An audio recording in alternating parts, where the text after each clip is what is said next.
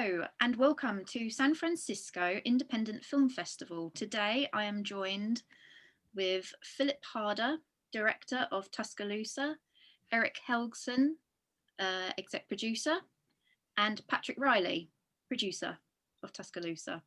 My name is Kate. I work with a company called Festival Formula. We're based in the UK. And yeah, welcome everyone. Lovely to see you all.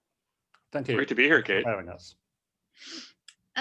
So my first question is specifically for you, Philip. Your background is in music videos, and this is your debut feature, correct? Yes, it's my debut narrative feature. Awesome. What were the main challenges of, you've got such a big resume of music videos with some incredible artists. What was the biggest challenge moving into the narrative medium? Well, with Tuscaloosa versus music videos, the obvious challenge is turning basically a music video is a silent 3-minute clip, and this is a full feature with dialogue. Really relying on the actors was the biggest difference, and I was so happy that we had a great cast. Natalia Dyer from Stranger Things, Devin Bostic from Okja, Tate Donovan, who was in many great movies, Argo, Rocket Man. We had the rapper YG. Yes. And Marchant Davis. And they were our leads, plus many more. But relying on them made my job easy. They all have a lot of experience in front of the camera, even YG through all his music videos. And he recently came off a movie called White Boy Rick. And then he came from that set right to our set. But all these actors, even Natalia and Devin and Marchant, who are younger, they have so much experience in front of the camera that we were able to do really long takes, what sometimes are called oneers. And that was because we had a really tight schedule. And so at the end of the day, we would already have done maybe 3 or 4 scenes. We would end our day with a oneer, meaning the camera never cut. We had one take, and they made amazing performances in those little moments when we're trying to save time at the end of the day before the sun goes down. So hats off to the cast who I think really came through. They believed in the project. They believed in the racial and social justice issues of the project as well. And with our 2-week film schedule, they all came together, our crew here in Minneapolis, Minnesota, where we shot the film. We made Alabama 1972 out of our home. And we're just so happy that we could have it in the festival. Awesome. 2 weeks. That's amazing. It's insane, actually. I'm very blown away by that. Well, speaking of the cast, it is an incredible cast. Sometimes, especially with such independent films, there's usually some rough around the edges performances. But with this cast, everyone was brilliant. I was wondering to all of you, what's the casting process and how did you pick your cast? Was there any tricks that you wanted that you do when you're casting people? I can jump in initially. So it really starts, I think, with a great script and a story, and there's that piece, and there's also timing. And when Philip and I were first looking at the script, and Eric was involved shortly thereafter, we just thought the story was really relevant. This is really interesting as a sort of a bookmark. We just had the inauguration of Joe Biden literally minutes ago here in the United States, and when we started to think about this project, it was, we say, sort of in the shadow of the Trump administration, or that first inauguration, and like, what can we do? So the story was really relevant. We thought it was a powerful allegory for the time we were going through in America, and it's something we could sink our teeth into as artists.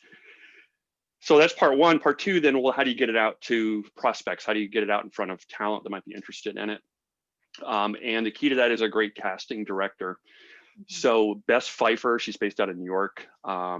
Another one of our executive producers, Scott Franklin, he kind of helped us.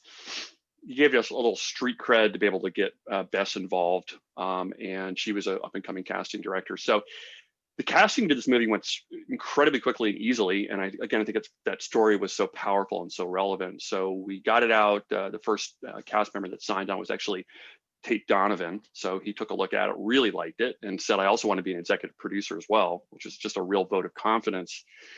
And then literally within a couple of weeks after that, the movie was completely casted. So, once you get one solid Hollywood fixture like Tate on board, who has a great reputation, it's really easy to get it out in front of other actors and and start to see their commitment.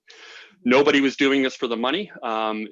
This is a small indie movie. Everyone's doing this because they believed in the story, and they really believed in Philip as a director with, as you said, all that experience to be able to bring the story to life. So I think there was that confidence piece too you've got to bring to indie filmmaking, especially when you're getting Hollywood folks that make a lot of money doing other things, to be able to step into your project and give you, that time and energy over a couple of weeks. So it's great script, good timing, and just a lot of confidence in our team, which we're extremely grateful for. Fantastic. Eric, do you have anything to add to that?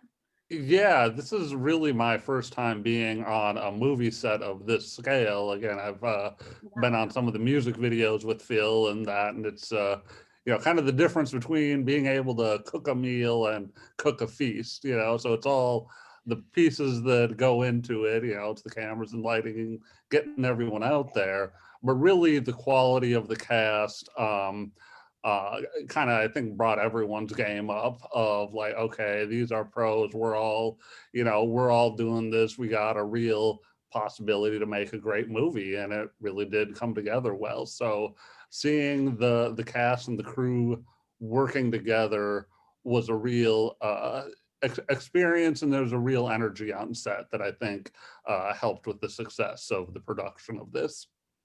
Yeah, that energy definitely translates when you watch the film. Like I said earlier, just every performance just worked, and that's a credit to you guys, and of course the casting director and the performances. So I wanted to ask, film is set in Tuscaloosa, Alabama, but you filmed it in Minnesota, and I was just curious why you chose to do that. Well, we all live in Minneapolis, and we looked at Tuscaloosa, and it has changed so much. It did not look like 1972. Yeah. Tuscaloosa, the actual town, looks like 90s or 2000s. There was really nothing there that we could use. So we had to kind of create a fictional setting within our means. And it started to become clear that we could probably choose any small town. And we say small town because some of those towns are stuck in time.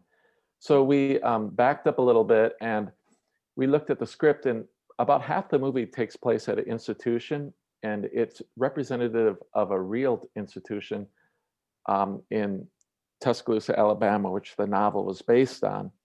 And the novel's written by Glasgow Phillips. We found a university here outside of Minneapolis where they had a structure that looked just like the actual building of the original institution. So it also had to be manicured.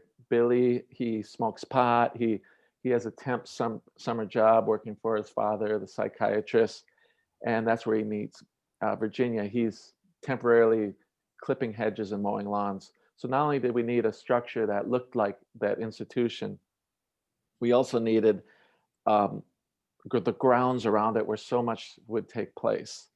And we couldn't use an abandoned place. We couldn't use an old building that was dilapidated.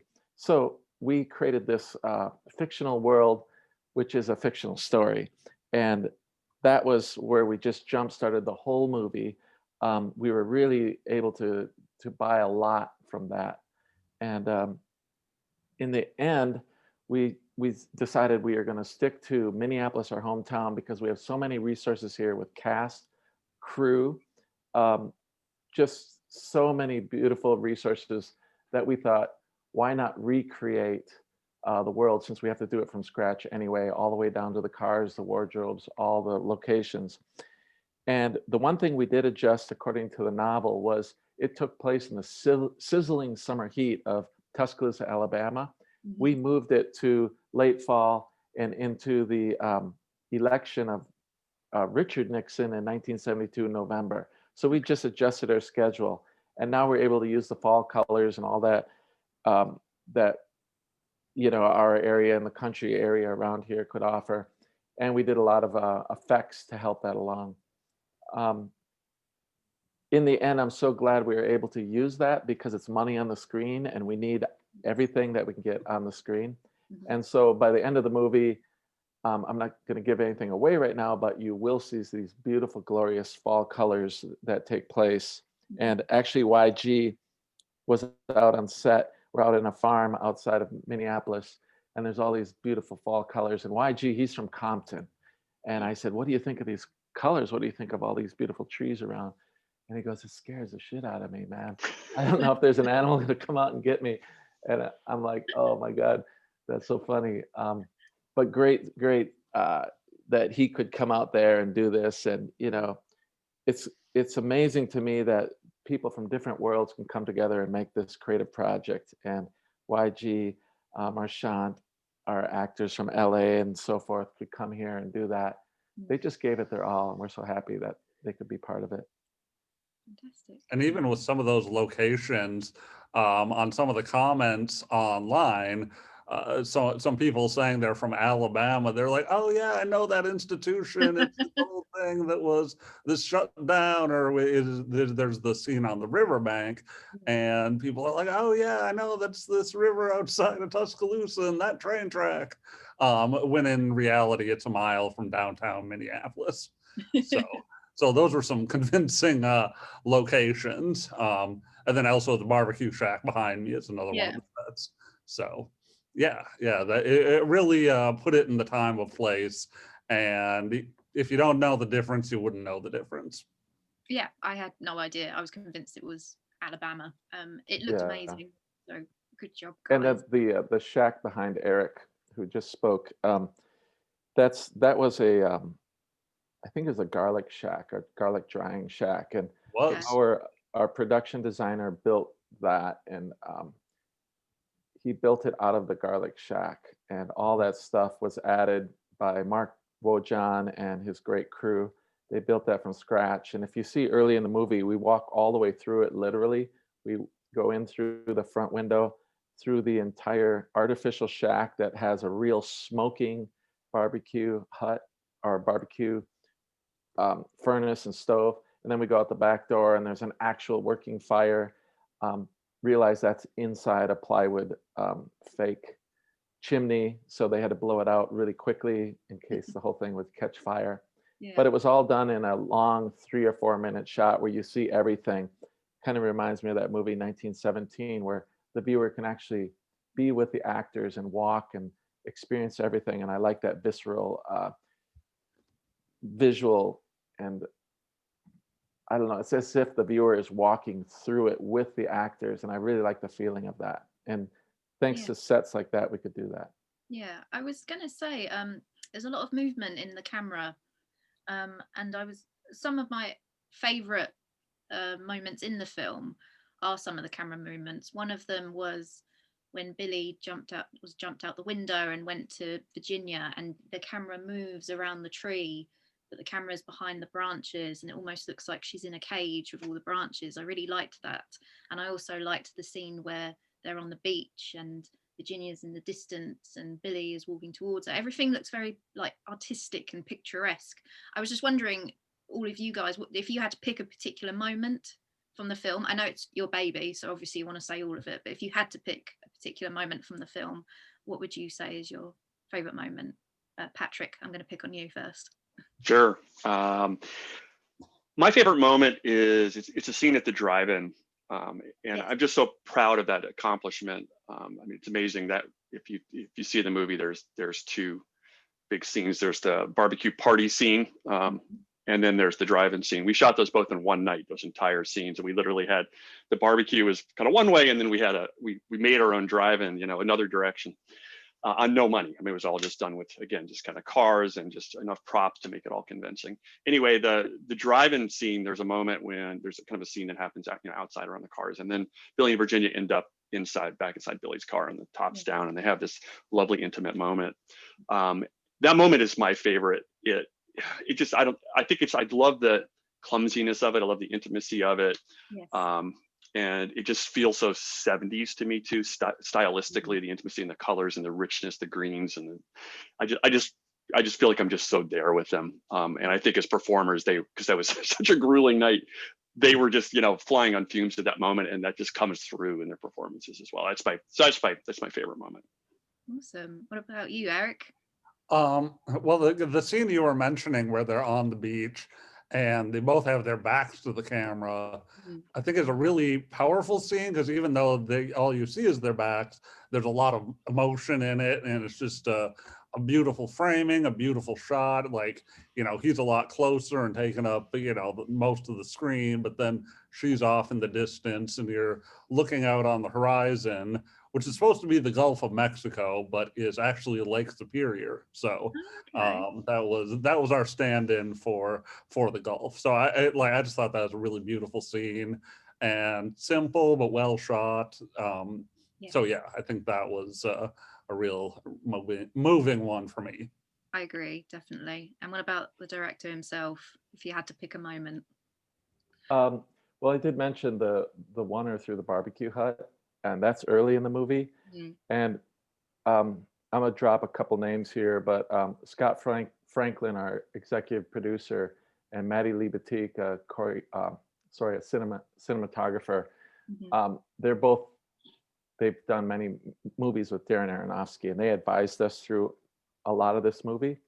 And Theo Stanley is the cinematographer, but basically, they pointed out when we were editing that these oneers are really exciting and interesting, because normally movies like to cut, two people sitting at a table, cut, especially American movies.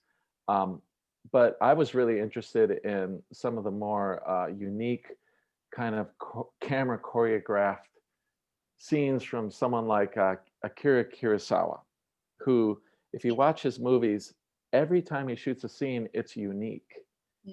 He's never relying on the standard go-to thing that I think becomes habitual in cinema. It's establishing shot and cover each actor back and forth, and then have an action shot with moving camera and so on. And both Scott and Maddie just kept pushing for us, since we had a very minimal budget, to keep those oneers intact, rely on that. I know Maddie spoke to me one time during the rough cut where I was having a really hard time figuring things out. He said there's a shot that Eric mentioned where Virginia's alone on the beach and it's like a white sky, white water. He goes, do more of that. Keep faith in those visions, because it's going to come through in the end and the audience is going to feel that. And thanks to Theo Stanley, our cinematographer, he just really relied on that moving camera to capture the entire scene without editing. We didn't even do the cuts usually. We didn't have time. And I guess it paid off. That's not an answer to your question, but it's more a general thought of the feeling of the movie. It's how it turned out in the end. It's not how it was planned, but it's how it turned out in the end, because we had to row with the oars we had, so to speak. Fantastic. No, that answered the question perfectly. This is a book, and I was wondering what drew you to the book by W. Glasgow Phillips, and why did you pick this story to be your debut feature?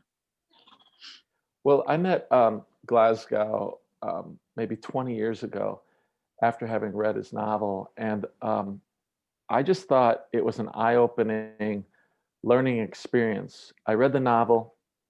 I couldn't predict what was going to happen in the novel, which I think is a great thing. By the end, I learned something that at the time, this was like the early 2000s when I read this, the novel is not about racism alone. It's about white privilege. And at that time, I never heard of the term white privilege, but it opened my eyes to something. And Billy, he's a cool looking guy. He's handsome. He smokes pot. He gets the girl. He drives a cool car, but he's not the hero of this movie. He's not a hero. He's out of touch, and he doesn't get it. He doesn't get it yet, and maybe he'll learn something. I don't want to give away the story, but he has to learn, and it seems like it's very difficult for him to learn, either through Virginia, who's the person who's thrown into this world of Tuscaloosa, or through his best friend Nigel, who he grew up with. And to me, I learned along with Billy, and I look at myself and I look at things that are really impossible to answer, or difficult questions about institutional racism, white privilege. And I'd like to keep mentioning that as you're watching the movie, or if you have just watched it, that I think it's not just about racism. Racism is wrong. It's about, what is white privilege? What does that mean? Or I even heard the term recently, white advantage. And I think that's what moved me about this novel. And over the decades, when I tried to think about this novel as a movie, it just kept aging very well for me. And it happened to fall into just after the last election, when we got this production going, that it seemed like it's continued to be over these decades, and especially in the last couple of years, it became an analogy for our times. We held our promotion, even though we just were trying to release this movie. Our hometown was hit with the George Floyd incident and the uprising. We held our promotion during that. We just didn't feel it was the right time. I guess the novel just keeps aging through all these issues that seem to be still unsolved today. Even a couple weeks ago, we were dealing with this again here in the United States. And so I just think that's the strength of the story that Glasgow wrote, a story that ages well. Yes, definitely. I can see, yeah, I definitely agree with you there.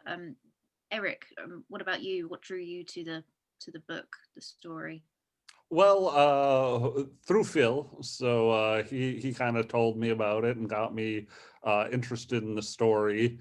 And then how I got involved with the project is he called me about 5 days before they were supposed to start shooting, and a little exasperated, a little unsure that some of the other producers were getting nervous. And so he asked me to come on just to kind of be another producer and keep things on track, I guess, and help get it across the finish line.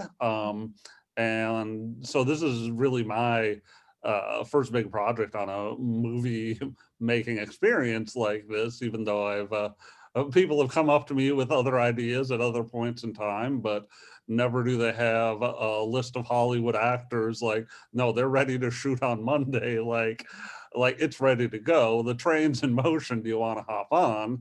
Yeah. Kind of a situation. And so that I was like, all right, let's do this. And it's been a pretty wild ride since then. Like everything from producing it to getting it done. And then we, like we said, we filmed those scenes in the fall, and literally a day later, it would have been snowing, which would not have been good for a summer in Alabama scene. So with that, like any other time, this movie could not have been made. And even when it was released, was on March 13th, 2020, which was right when the Corona-19 virus was really ramping up in California. So I was in Beverly Hills for the premiere as everything shut down. So they said, we don't want more than 10 people in a space. So that doesn't help when you're trying to get 300 people into a theater. So that kind of delayed our promotion. And then the George Floyd incident happened in June. And again, that was right in Minneapolis, only a few really miles from where we filmed this movie. And so then that put a different lens on just the film and the issues that it addresses. Yeah. So, we kind of waited on that too. And like by the time the fall came around, we started submitting to film festivals, just because it's like, okay, we can wait for a while, but also now is the time to get it out there. So we submitted to a bunch, and it's actually done fairly well and got some good reception. We've gotten some awards, both for Best Feature at Houston, and then also in the European Cinematography Awards. We got Best Feature Film, and also we got Best Cinematographer in Barcelona, Best Director in Barcelona, and Las Vegas. We got a bunch of different awards and nominations. So it's really been exciting seeing people's reactions from it. And, you know, we hope to just kind of keep getting the story out there, and it seems to be resonating with people. So hopefully you can kind of keep getting the message out there, and hopefully people keep liking it. So that's been a real affirmation of the work that we've put into it. Yeah, it's definitely been a wild ride for you guys. Like everything seemed to be against you, but I'm really glad that you got awards and it's getting you're getting the audience that you deserve. Patrick, what about you? What drew you to the story, and what inspired you to do the film?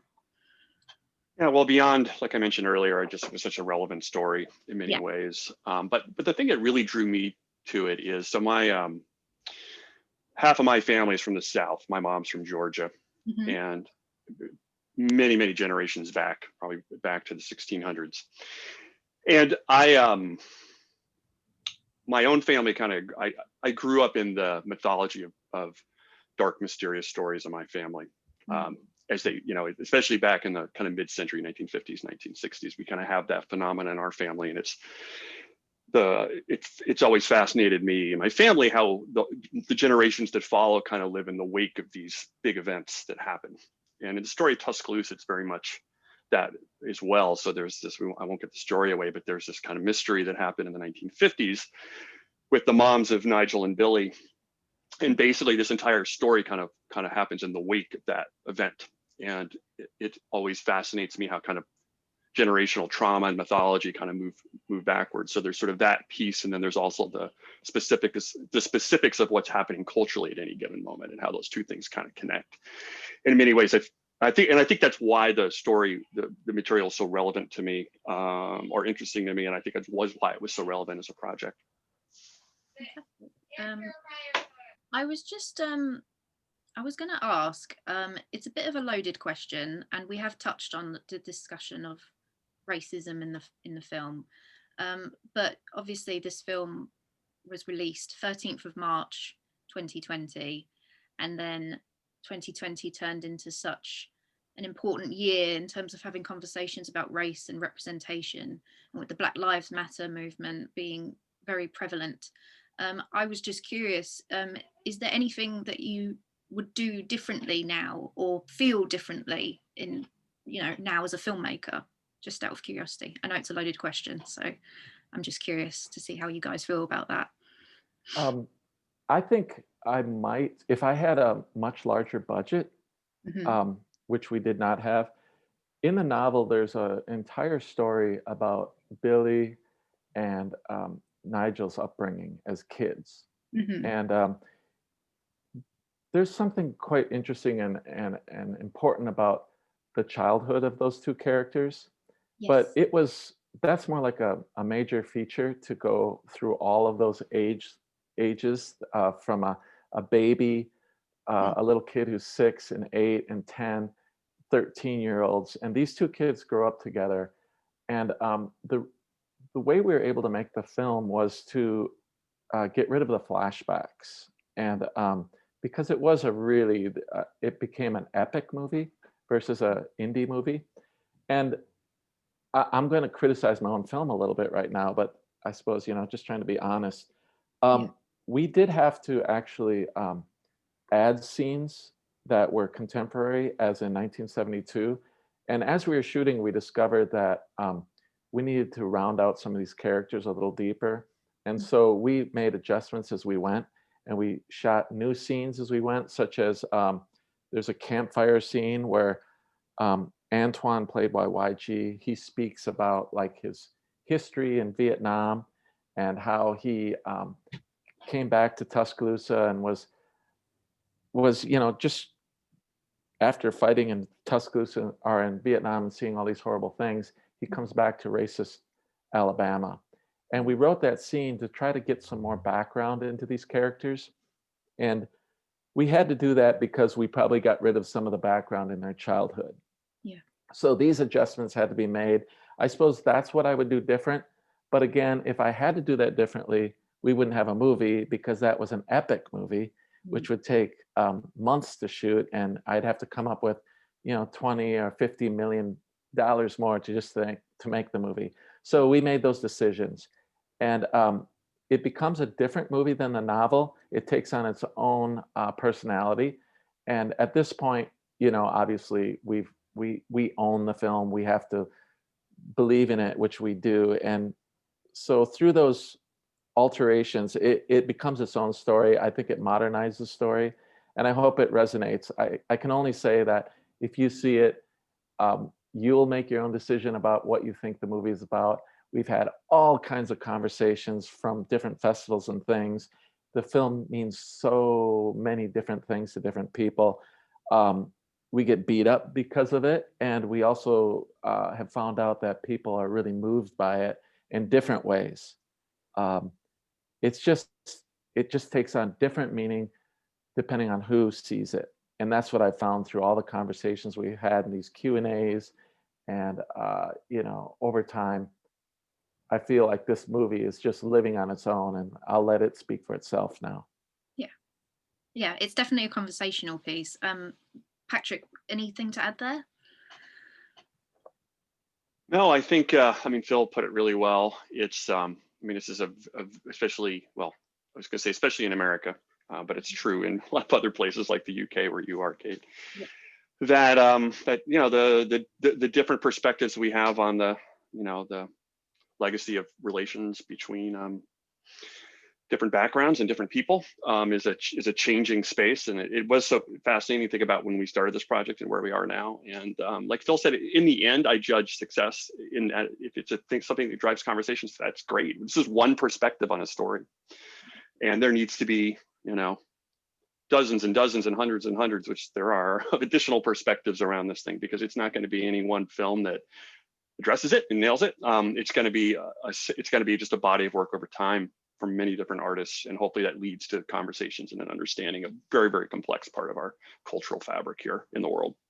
Definitely, I agree. About you, Eric? Anything to add there? Well, I think how we talk about it is probably different, here in 2021 than in the beginning of 2020, of just all the issues that have happened.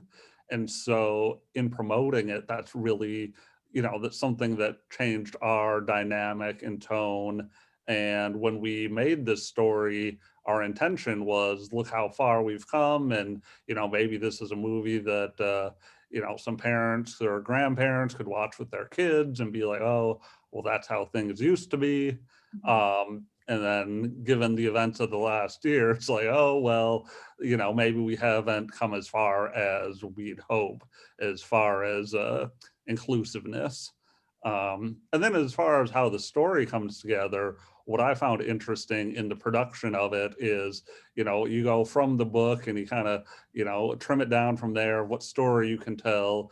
And then really it gets down to what scenes and footage you have to tell that story. So there's, some scenes that we had shot that we wanted to include, but, maybe one line didn't work out, or it interfered with another scene, or it kind of was the wrong tone at where it was going to go in the movie. So even though you have the story and the script, it gets down to really the shots and how you put all those puzzle pieces together, and even just the order of what shots you put right at the end of the movie, and the kind of feeling people take away from it. So all those were interesting kind of puzzle pieces of how they came together, and then hearing people's reactions to it, where you're mentioning the scene where they're at the tree and the camera panning around them, and you're mentioning that it kind of seemed like a cage that she was in, where I've never heard that interpretation of it. So just hearing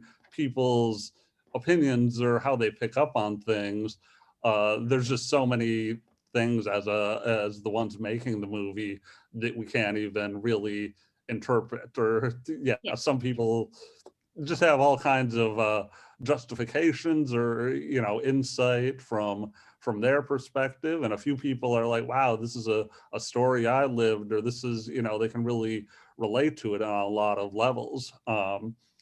and in different ways that we didn't expect. So I think that's really cool.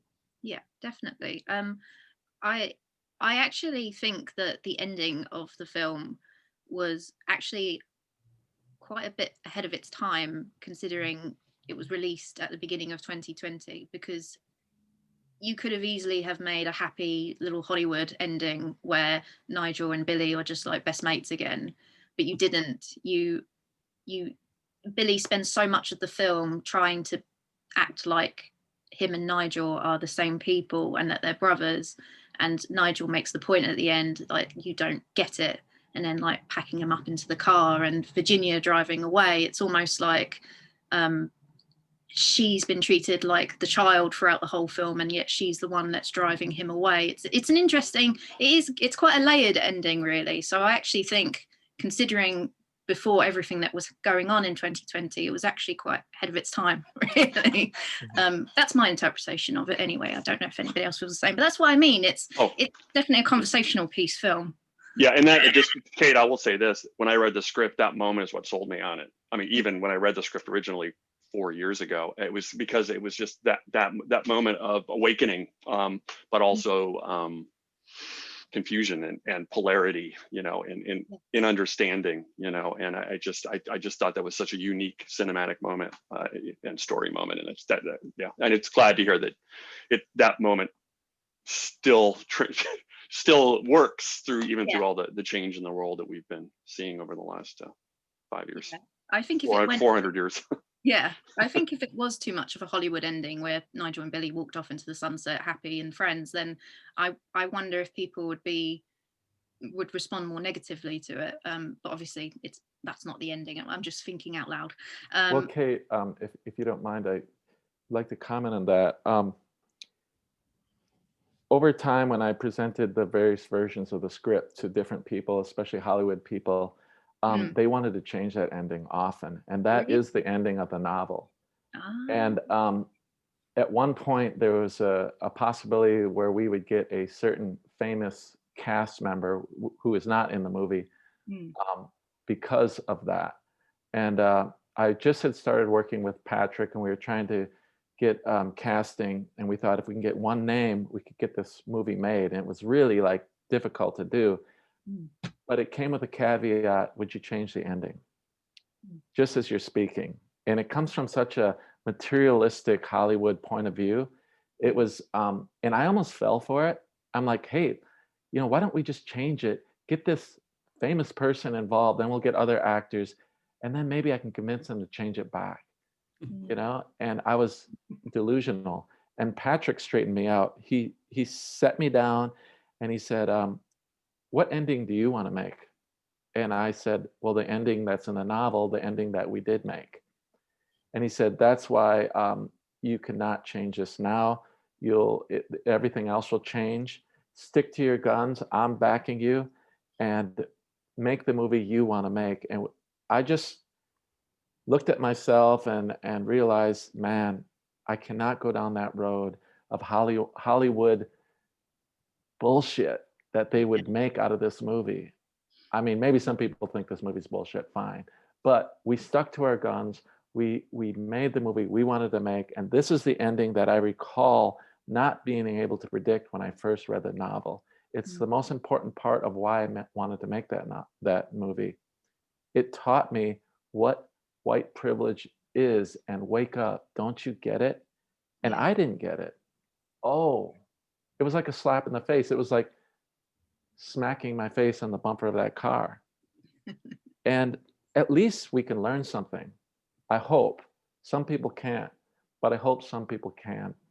And I'm so glad that Patrick taught me that. And so then I changed my tune. We stuck to it. We found Tate Donovan, who believed in it too. And from there, we were able to make the movie. Fantastic. No, brilliant. Thank you. Well done, Patrick. I've kept you a lot longer than I should have done, but it's been a very interesting conversation. I could talk about this for another hour, but you guys have got lives to lead. But I just wanted to wrap it up with a little question. What advice could you give to other independent filmmakers out there? anything? I'll start. If you are the writer or the director, or just trying to look at a story that you originated, or in our case, a novel that you optioned and are trying to make, the director has to champion the movie. No one will make it for you. No. And so you look at every resource you have, every friend you have, and if you stop championing your own movie, which I've done with this script several times, it dies. Yeah. And so as a director, writer, filmmaker of any kind, you and only you can make this movie. But you will be able to do that once you find your team, your friends, people that support you. So go out and champion it and take advice. And we did many test screenings, table reads, things like that. And I learned so much from that too. It's not like I'm a dictator, I'm a director. And I learned from all those opinions. Some things were tone deaf, and I learned from that. And I'm glad we did that. Champion your movie, but take advice from all walks of life. Great. Eric, anything? This is your first time on a film set, but any advice you've got for an independent filmmaker out there? Right. Well, I guess my sort of overarching perspective, you could say, is what can we make that's entertaining? And so, like, you have all these clips and films and scenes and shots and a million ways, endless ways to put them all together. And what's a story that makes sense? What's a story that connects with people? And even not being 100, knowing 100% what it's going to look like at the end, and not get hung up on any one detail. Like, keep it moving forward, keep it between the rails, just don't let it stop. So if you wanna get it done, just keep working till it's done. Great, thank you, Eric. And last but not least, Patrick, any advice for any independent filmmakers out there? Sure. Building on what Philip was saying, first and foremost, I guess there's three things. So the first thing is going to be creative leadership. Philip brings that, and it's just that, that sort of just that passion required to be able to take a story and an idea through to the finish line. And it's just a marathon. It's one of the hardest things we can do, especially as an indie filmmaker, because everything is hard. Every day is hard. Then the second thing is you've got to have a great story. For me as a producer, I thought the story was timely and relevant, and the story's never done too. It just takes a lot of work to get a story to work, and especially think of the journey of this from novel to script, and then edit, and just making all that work. So story is the second thing, and the third is team and collaboration. And this project happened because of an unbelievable team under Phillips' creative leadership. And it's just been, this is, for me personally, it's pretty much 2 years of full time, as a producer. And just when I think of just the unbelievable set of people we got to work with along the line through the beginning to the end of this, it's just, I get goosebumps thinking about it. It was just such a thrill. And I know every single person brought their energy and the idea of possibility and problem solving, to the equation. And nothing happens without that collaboration and team. So those are the three things for indie filmmakers. You're just not going to be successful without those three things happening. Creative leadership, story, teamwork, and collaboration. You got it. That's fantastic advice. Fantastic. Is this your final film festival, or is there more screenings to come? And is there anywhere we can learn more about the film? Sure. So we have, we're actually in a few festivals this weekend. So we're playing with the San Francisco Independent Film Festival. We're playing in the Central Florida Film Festival this weekend as well. And we're excited to say it's actually screening in a real cinema in Florida this weekend, which is just the first time since we released it back in March. And we have a number of different film festivals queuing up as well. Eric, you're going to probably help me remember this better. We're in the process. Yeah, we just got into Green Bay. We're in the Seattle Film Festival, Cinema on the Bayou down in Lafayette, Louisiana, where Phil also premiered a documentary 2 years ago, a work in progress, Albert Milgram's Cinema Journey. So that was the first feature film that Phil directed, I believe. And so that Cinema on the Bayou will be Phil's second movie playing there. So those are just a couple of the film festivals that we have coming up in the next few months here. So we're really, eager to get people out there, eager to have people see it. We're still trying to talk to people, get interviews, and really now our mind is in the promotional side of things. So, it's like pre-production's a whole deal and production's a whole deal.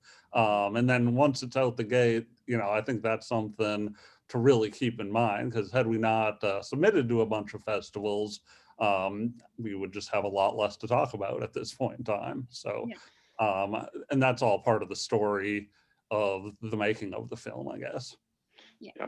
And Kate, beyond the festivals too, we are available on Amazon Prime here in the US, as well as Apple TV and a couple of other the major platforms. So in the US, it's pretty easy. And we're actually going to be releasing in the UK, I think in about a month or so. So we've got the film is going to be getting its first European release. We have a Latin American release coming up soon as well. And then we've got other markets opening up worldwide. So we hope there's going to be a long journey ahead for the film. Fantastic. That's amazing. Congratulations, guys. Yeah. That's not an easy Also, thing to do. I just heard that we are going to be releasing in Vietnam, and our film has a backdrop of the Vietnam War in 1972. And oh, I wish I could travel right now and go to Vietnam and hear from that perspective. I mean, we have Black Lives Matter, all these perspectives here in the US and of course in the UK. Mm-hmm. But what would it be like to play this movie in Vietnam? I would be just fascinated. I wish we could travel.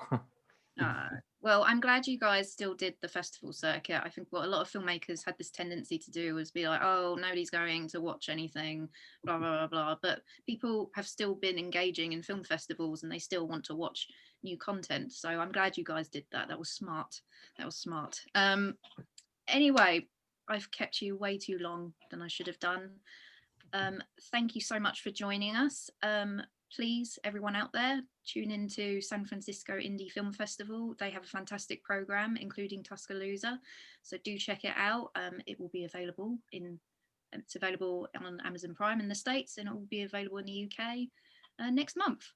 But thank you, guys. Thank you for joining us, and I hope you have a lovely day. Thank you. Thank you, Kate. Take care, guys. Thanks, Kate.